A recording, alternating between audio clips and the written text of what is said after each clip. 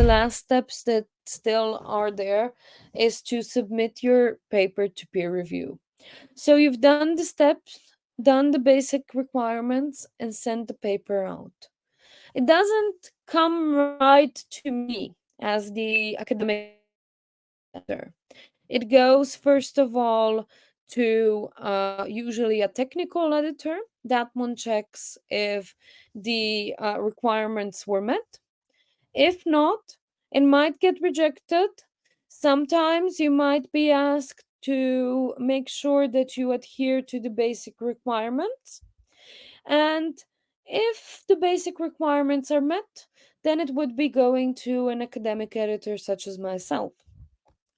I would then read it and consider inviting colleagues to review the manuscripts and give a recommendation based on the reviews. So once all of the reviews are done, then we would collect the reviewer recommendations and I would give a suggestion of my decision. It might be a rejection, it might be a revisions required. This is usually the one that most of the papers that go through this phase will be done, or it might be a direct acceptance. This happens very rarely that you have direct acceptances. So, if we look at the direct acceptances, this is very rare. There you have only the possibility to correct a few typos. You might have minor revisions or major revisions.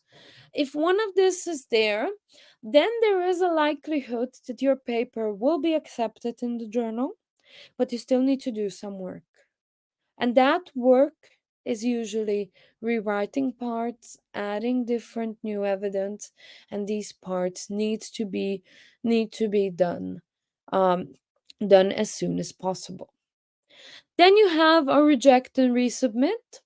This is where there is a lot more revisions as we can expect for you to do in one or two rounds, and that's why we say rather reject it, do the really in-depth revision and then resubmit.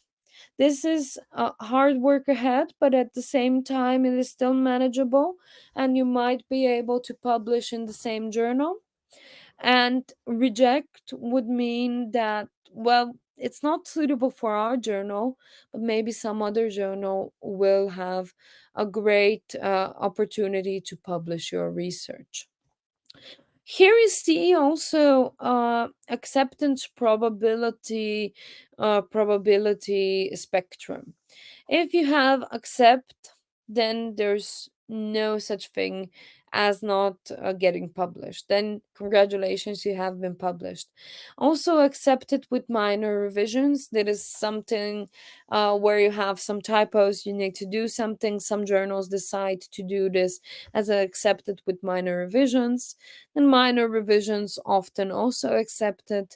Then you have the major ones. Here you are somewhat in the middle. You're not really sure what's going to happen. And then you have the rejections here that might be either because it doesn't fit, it might be either because of methodological flaws or not fitting in journal in terms of methodology. So don't worry, there are different opportunities elsewhere if you fit into this category.